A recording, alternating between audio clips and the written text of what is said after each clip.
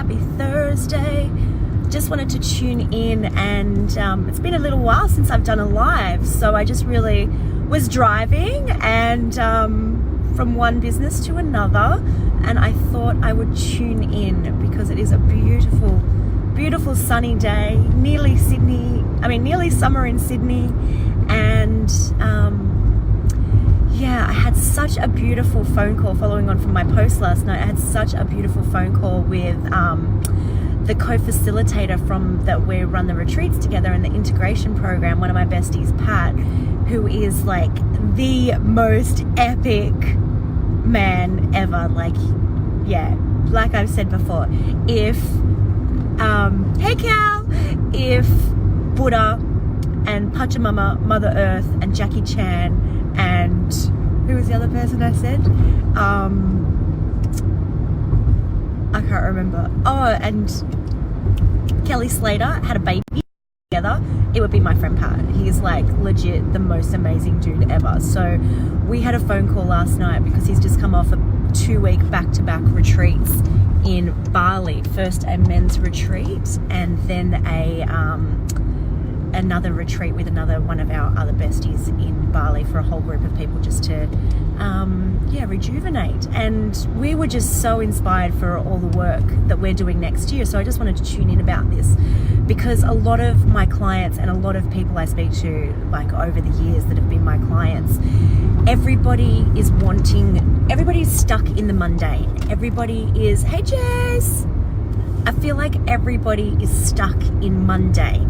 And the whole thing about the work that we do is escaping average and coming into the possibilities of living an amazing life, having an amazing lifestyle, getting to do all the things that you wanted to do, being around a great community of tribes, people that you love to hang out with that really support and nurture you, and really getting you out of the stories and the programming that's in your mind that keeps us average and bored, and accepting the mundane and going, oh, this is all there is. This is all there is. This is just how life is. I'm just going to keep on doing what I'm doing, even though I'm not really fulfilled and really enjoying what I'm doing. So that's why we are so freaking excited to be running those retreats, but also so freaking excited because I think Pat and I especially are really lucky in that we've never really had the mundane. We've never really had to deal with that. Yes, I've had businesses that I haven't been happy with, and but I still had an amazing ability to have an amazing lifestyle. So I've always gotten to live in great, do all these excellent things that I've really, really loved, like doing all the spiritual things, or doing lots of things where I'm connected to nature, or spending a lot of time in amazing resorts or retreats, or doing the amazing courses, learning all the amazing things that I've wanted to do throughout my life.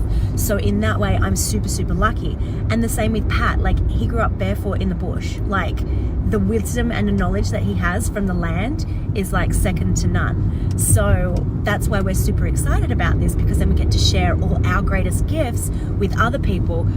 Also, we actually, and the retreats activate, because we get to activate the gifts that are in other people that they haven't had the right environments around them so that they could activate to their soul's highest growth and highest potential. So it literally, like, we were just laughing with joy how excited we are to be able to share this with everybody, because it's so special, and nothing on this earth lights us up more than that. We are literally there for our purpose in life is to watch other people activate their soul, to watch other people to really get out of the bullshit, get out of the mundane, and go, fuck, this is what life's all about. Like, I had in the back of my mind, or when I was a kid, I thought that this was a possibility of living from a place of this much fun and joy and excitement, but I didn't really know it was real, because it's like been a fantasy. I didn't actually think that that would ever happen for me. And that's the space that we like to be able to create for people so that they can have a beautiful life and live with excitement and joy and fun and escape the mundane and go into the possibilities of what's there for them in this lifetime, because there is so much that is possible for everybody. But like I said, maybe our environment or the people that we're around or our family or our friends have got their own limiting beliefs and their stories that keep us trapped, stuck in the mundane and not able to really get as much out of life that we always knew when we were kids was actually possible to us. So that's what we're really excited about, and that's what I hope people still have in their hearts, that they can have these amazing lives that are really exciting and are filled with joy, and they get to go on all the holidays and they get to live near the beach or by the bush or next to the beautiful waterfall and be able to have a business or a career or a corporation that supports them in these things. So it's about finding all the little parts of your life or your relationship or your business or your career or your spiritual development or whatever it is that's on your heart at the moment that is really calling to you, that you would like to explore more. That's what we get to do at these retreats. That's why we're super excited about it. Like I've said 59,000 times, that's why we're super excited about it, because people don't really have a supportive container of people around them that are there for 100% for their soul's growth. And I'm talking 100%. Like, we will hold the safest container for people just to be burst open. And I know there's a few of you, I'm going to pull over because I'm driving, but I'm just like so in this, I can't concentrate on driving. But yeah, we are so in this for people like, what I was going to say is there's a few people in this group that have sat in containers with either Pat or myself and have had literally their soul burst open, and they're like, whoa, my life is on a whole nother tangent now. I didn't realize that it could be this great. I didn't realize that I could be this great. Because a lot of people are scared of their own success. They are literally scared to be amazing because of, well, it can be because of a few different things, because of our trauma that kicks in any moment that goes, whoa, and our primitive brain kicks in and goes, I can't be amazing in this moment because I will be rejected by the people that are around me. And because it is our primitive brain, it is there only only for our survival. That's literally its only job. So it doesn't want us to be rejected from the people around us that we love. So, hey, Joyce! It doesn't, whoa, what did I do there? It doesn't want us to be, hey, Joe, oh my gosh, so many amazing people in here. I love you all. It doesn't want us to be rejected from the people that we're around, because we love these people and we get so comfortable in any situation that we don't want to step outside our comfort zone. Because I always thought that everything was going towards, hey Joseph, I always thought everything was going towards either pleasure or pain, because that was how I had been trained. Everybody's either going towards pleasure or pain. But what I've recently discovered is that we all just want to be comfortable. We aren't even going towards pleasure or pain. We're just in our comfort zone.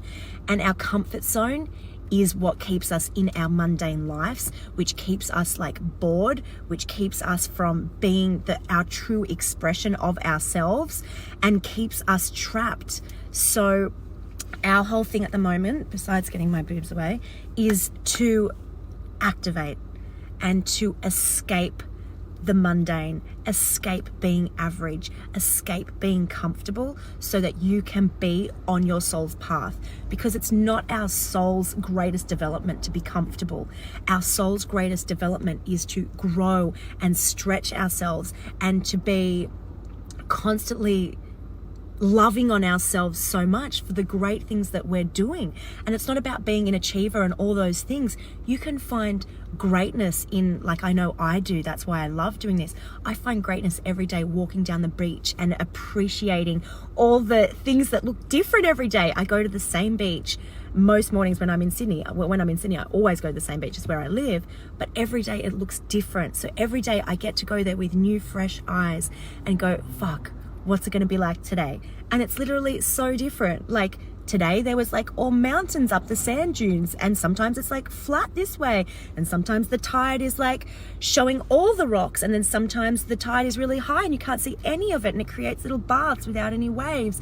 And so every day, or like sometimes there's blue bottles, and sometimes there's like little blue bottles, and sometimes there's big blue bottles, and sometimes there's like lots of shells, and sometimes there's like a dead fish, and sometimes there's like whales and dolphins and all of that sort of stuff. So every day in my one environment, I am like literally just super excited because it's different. And that's what I'm talking about, escaping the mundane. It's like having that mindset where we're not in the loop and the trap of being stuck, right? Every day we get to go in and go, whoa, what's it going to be like today? I don't know. It's the same with a relationship. You could be going into the same relationship, and the best one I could say would be you could be going into a space with your parents, right?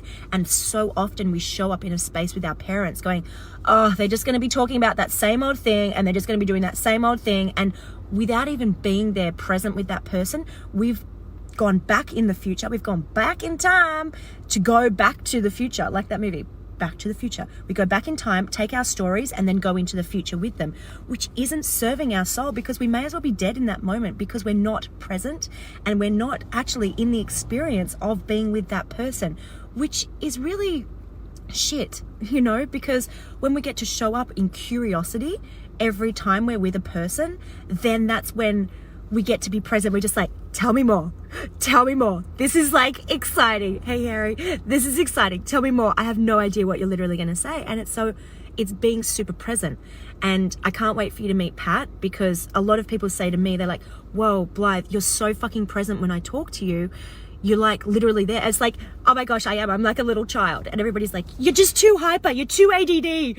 I'm like, yeah, I am, because that is like my definition of like pure wisdom. And one of my medicine women, she's like 75 years old. She's been serving medicine for 55 years, right?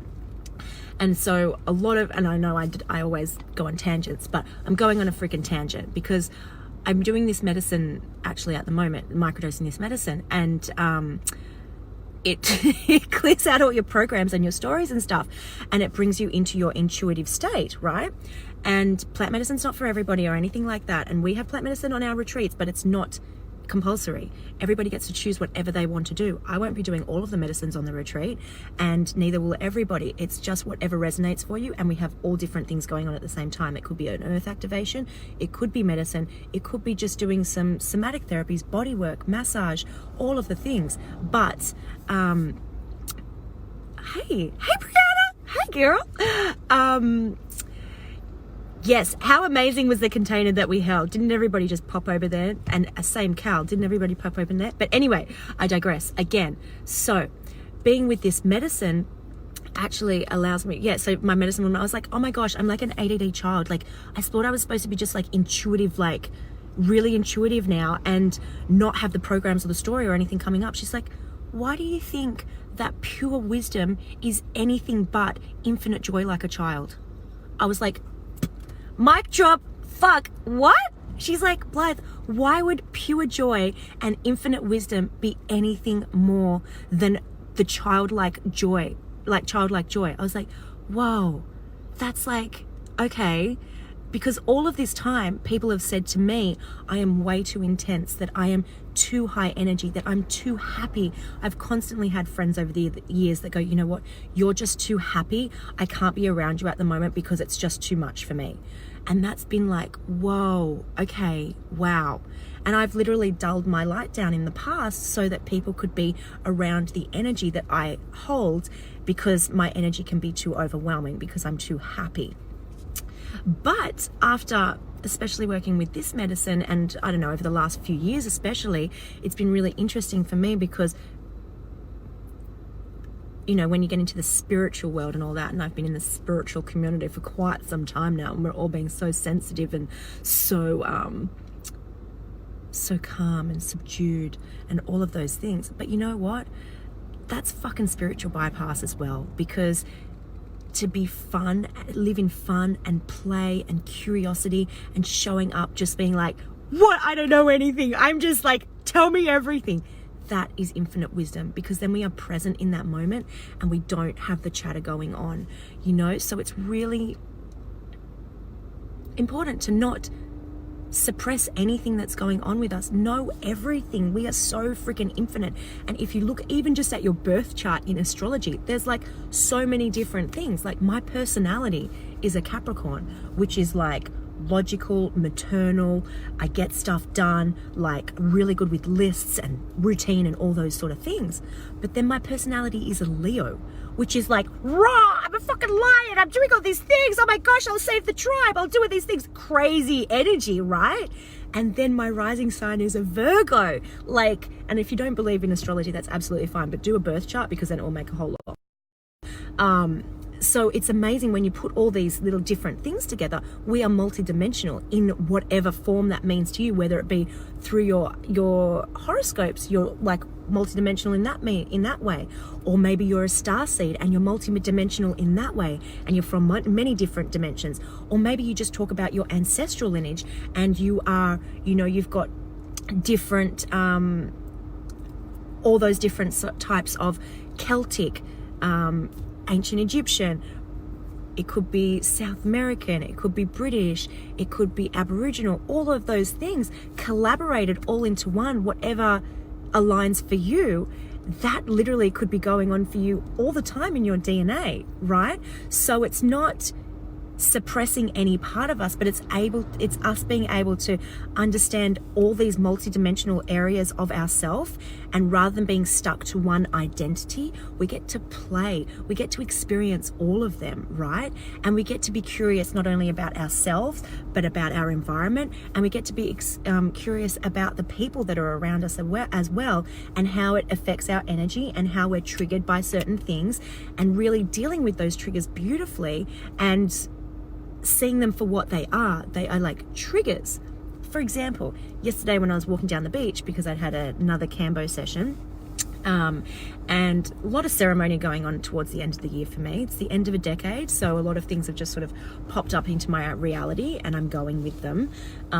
So I had a Cambo session yesterday, which is like the most clearing medicine that there is. It literally, every single cell in your body opens up to this medicine, and it is able to flush through any toxicity, flush it out of your body, and it's also able to clear ancestral blockages as well. So it's literally amazing. So yesterday I was walking down the beach afterwards, and I literally had my old school voice popping in and being like, what you're doing isn't good enough, you're an imposter, blah blah blah, like what else was coming up, you're not worthy of doing this, like all these limiting beliefs that I haven't had in a long time were literally popping up. And it was really interesting for me, because obviously they're stored somewhere in my cells that hadn't been cleared, even with the amount of work that I've been doing. I'm just taking my shoes off, I'm getting comfy in the car on the side of the road. Yeah, it was really interesting. These limiting beliefs pop up in a while, because a lot of you know me, I've been doing the deep inner work for a very long time. Hey Wendy, oh my gosh, I was supposed to come and see you to do the video. Let's do it tomorrow. Wendy is an amazing author who I'm going to have a Facebook Live with, but I had to get to work because my other meeting was running late. So maybe we could do that tomorrow, Wendy. She's an amazing author, dealing with breast cancer, how to cure breast cancer, vaccines, all the controversial subjects that are fully aligned with my soul. Oh my gosh, Beck, there is like so many beautiful, amazing people in here. I'm fucking loving it. And I know that you guys can relate to this. Yesterday I did Cambo, right, Beck? And so most clearing medicine in the whole entire world clears out every single cell.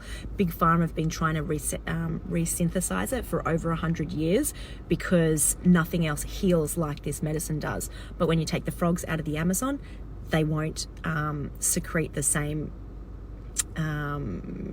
product that they do when they're in the wild in the Amazon with the medicine people. So they can't synthesize it. So that's why medicine women and men are really important in this world, because they help clear out the things that we can't do ourselves. Yes, I've been detoxing for 15 years, and I'm talking long fast, water fast, juice fast, all of the things, you know, for up to 40 days. Like literally 40 days. One year it was 6 months of fasting, like not eating solid food. So I've done all the fasting, and there's only so much we can do with with the food and all that sort of stuff, absolutely either plant medicine can help, like the Cambo can help, or being in amazing landmarks as well on beautiful ley lines really help to increase our vibration and activate us on a whole new level. So yes, the point is, yesterday when I was doing this, after I'd had the Cambo and I was walking down the beach, all these limiting beliefs were coming in. It was like somebody was saying to me who's on here the other day, just smashing me with, you're not worthy of doing this, you're not good enough of this, to do this, who do you think you are, look at you, you're not this, you're not that. And I was like overwhelmed, because I was like, who is this crazy bitch in my head? Because like I just wasn't used to it. A lot of people that know me, I don't have a lot of thought most of the time, especially when I'm in my in Sydney life, because I spend a lot of time at the beach and a lot of time meditating. So I don't have a lot of the mental chatter that goes on anymore. I'm really lucky that I've been able to give myself the time and space so that I can just have downloads come through and I can be more of a conduit. But it takes practice and it takes time, or it takes an amazing retreat that you could possibly go to, that we might be holding in February, where you do all the things all at once and then you're able to have the container that support you through that afterwards. But I remember what it was like, and I remember how much that voice in our head can be an absolute bitch and can be preventing our amazingness. But like I was saying to somebody the other day who's literally in here, when that bitch comes up, you can literally choose to think the opposite. And what I mean by this is, I'm going to tell you a personal story. When I was growing up, my mum was a fucking bitch. And I know that my brother's on here, but when I was growing up, you weren't born yet, E. Our mum was a fucking bitch. Some of the things that she would say to us would be next level, the craziest, meanest, nastiest, darkest things that you could ever say to children. And I love her to bits and I don't have any ill feelings towards her. But I wanted to share this story because it can be really harsh, and it's the same as the voice in your head. So the way that I dealt with that ever since I was a kid was, whatever my mum would say to me, I would pretend that she was saying the complete opposite, and that's how I would deal with the nastiness. So I literally created a new language for my mother in my brain, so that when she spoke to me, my brain would register it as the complete opposite.